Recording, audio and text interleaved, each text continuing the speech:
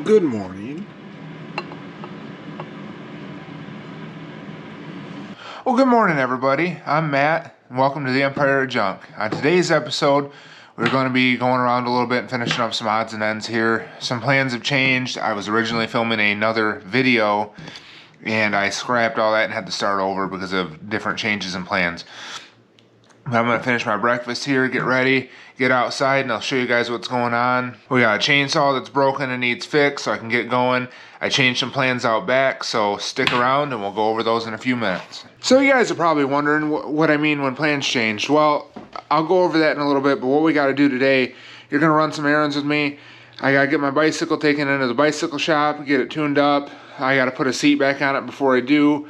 We got to put the chainsaw back together. I should have filmed that.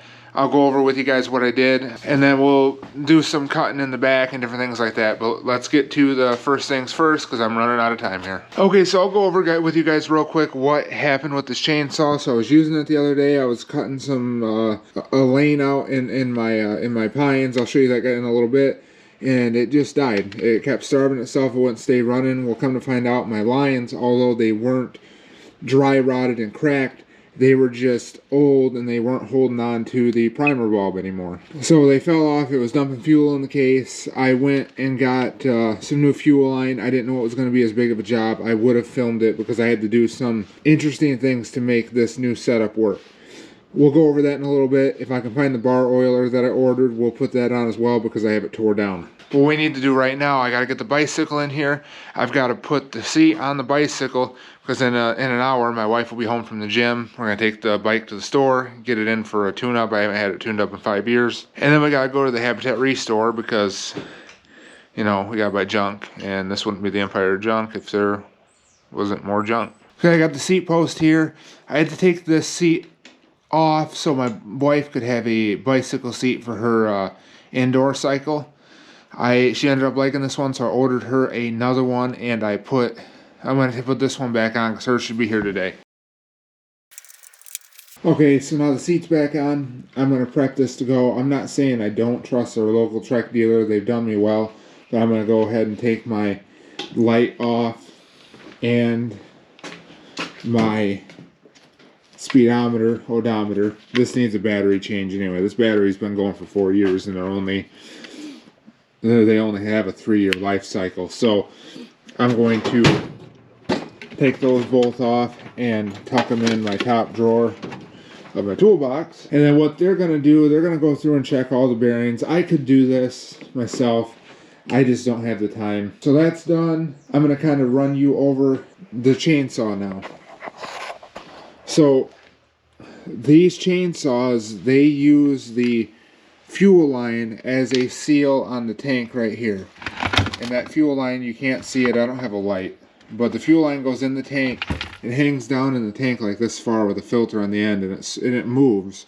So whenever you have the chainsaw orientated in a different way, it'll still be picking up fuel. Craftsman has their own size of line that they use, and you can get a kit to fix these. I just went to the store and got my own fuel line. Well, the outside diameter is too large. So what I did was I got my drills out here, and I took and found the size, you know, a little bit under this, and I drilled out my tank here, and my return line, I drilled it out as well. So this is a really tight fit, like it should be. It shouldn't leak. My return line, I'm yet to know, but I think it should also work fine. That return line was similar to a countersunk hole. It had a step in the bottom of it to stop the line. I did everything I could with my drill here to go down just enough and then pull back out so it could leave that step in there. So today when I get back from the bike shop, I'll put the carburetor back on, finish putting the lines back on, and then it should work. Okay, I'll start off by saying this. Whenever I work on things, I said this before, I take my ring off. Now fellas, don't let this get you in trouble. I took my ring off 4 days ago and I lost it. It's at the bottom of my lunch pail, but I didn't know where it was, and my wife was very upset with me. Yours will be too. So if you take it off, remember where you put it. So what we got to do, we got to get this line put back in now. And it should be pretty straightforward from here, I hope. I do recommend, if you're gonna do this and you just want it to be done, get the line kit from Craftsman. You know, I could have had it here in 2 days. For me, it's the principle of it. It really upset me that I have to buy a proprietary kit from you to fix your chainsaws. I should be able to fix the chainsaw by going down to my local hardware store. My local hardware store that sells chainsaws. They're a steel dealer. Steel, whatever, however you want to pronounce it. Anyway, they're a dealer. And they sell Husqvarnas. They sell everything. They should be able to get me what I need. Not some proprietary kit that I have to order through Amazon. That's why I'm upset, and that's why I drilled this out, and I'm gonna make it work. Well, I kind of screwed up. I was worried about this. So even though this is drilled undersized from this hose is slipping in and out of it. It's kind of just a really loose slip fit. So I'm gonna have to figure out something to do for that fuel return. Okay, so a few mistakes were made on drilling the hole for the return line. I went one drill size too big, and it fits, but it's just kind of like a slip fit. I was kind of concerned about that being what it was. If I had letter drills, it would I could have probably got it closer to what I wanted. What I'm going to do to fix it is I got plastic weld. This is gas resistant, water resistant. It dries to a really hard, just like a plastic. So I'm going to take this plastic and I'm going to fill that hole in, let it cure up, and then I will re-drill it one drill size smaller for the return line. So I want to let you guys know what it's like to be me. This is what happens when you fix things. It could happen to anybody. This is where we are now. All we wanted to do was fix the fuel line, and now the chainsaw is tore to pieces. Okay, I want to give you guys an idea of what led to that point. So that plastic weld stuff that I was putting in there didn't hold. The plastic on the case is too thin, so I want to get more access to it, so I pulled those 4 bolts out, and instead of the motor coming out, it split the whole case. So I had to go and disassemble the rest of the chainsaw, because I figured while I'm here, I might as well tear everything down, fix it right, clean it up, and get better access to put my other fix in the case. It's been a couple days. I've been really thinking about what I want to do with this chainsaw. I have a plan now, and I'm going to go forward with it. I'm going to get this to work. Regardless, I am going to get it to work because I am stubborn. But just in case it doesn't, I ordered a new body. Well, not a new. I ordered a used body off of eBay. It'll be here next week sometime. I went to the store and I bought some black RTV. We're going to see if this will work. I'm going to try to seal this hose in here, because this hose is a slip fit.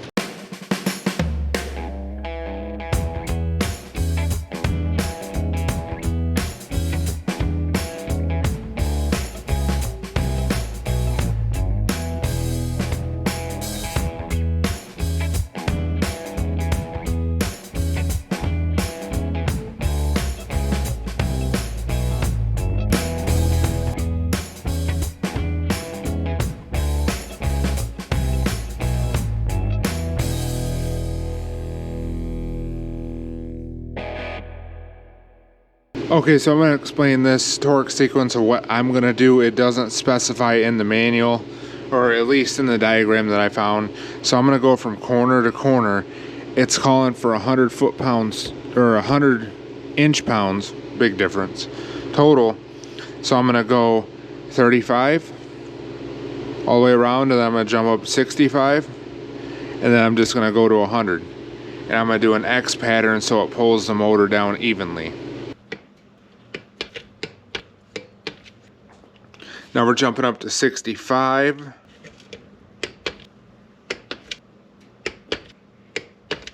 Now we're going to go up to 100.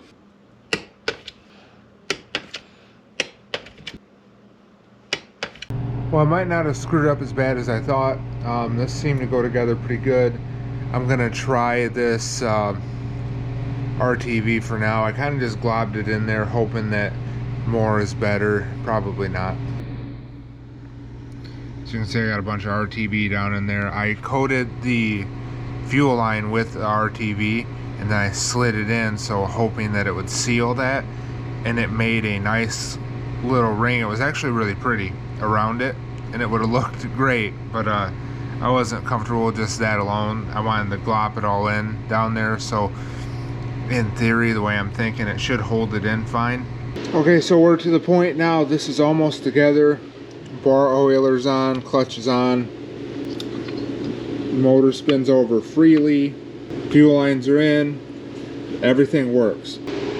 Hey, I got the side cover back on, we're all good to go. So we're gonna test this to see if this works.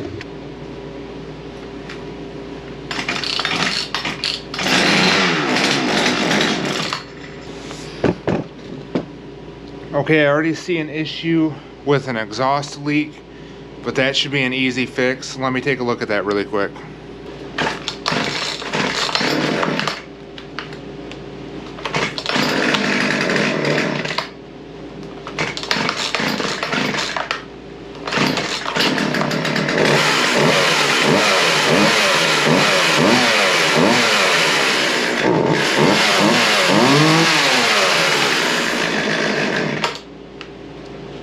Well, I'm running a little bit rich.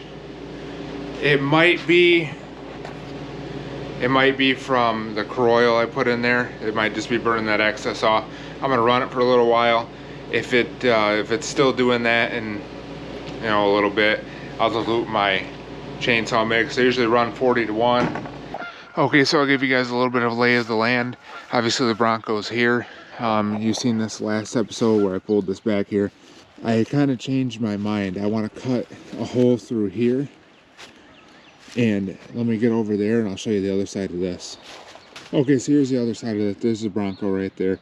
I want to cut this out in here. As you can see, I've cut a little bit in here. So now we're coming back into my pines, and I want to make a path through here. But my main goal for this path is to get a small path in here. Right to this, there's a trail right here. I'm gonna come through right about here, the Bronco straight ahead, and cut a path, and then I'm gonna try to leave the big pines, so I'll come to the right side of this pine here and all this will go, because this is smaller stuff.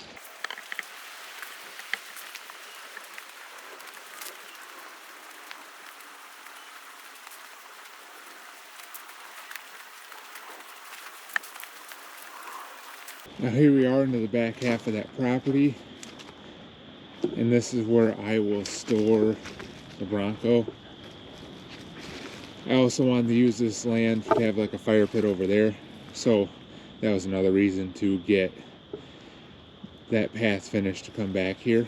This is way back from the road. It'll be a nice area to get away from everything, and on top of that I still have quite a bit of land back here. And this swamp gives me another couple acres of privacy to the back side of me before you get to a house way over there. So this is about the center of my property. And it'll be a perfect area to have bonfires and different things like that.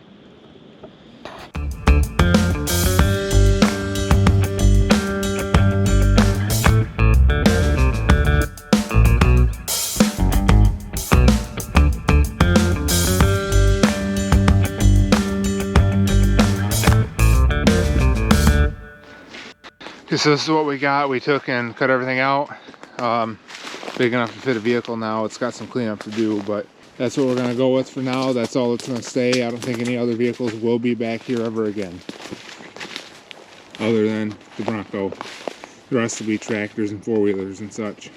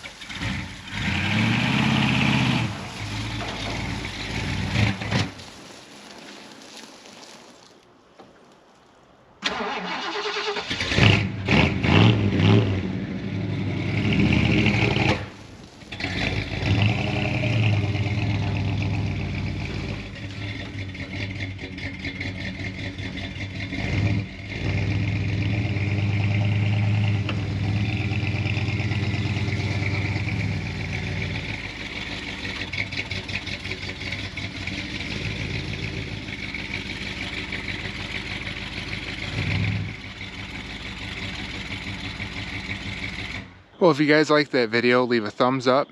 If you want to see more content like that, subscribe and click the little bell notification down below the video.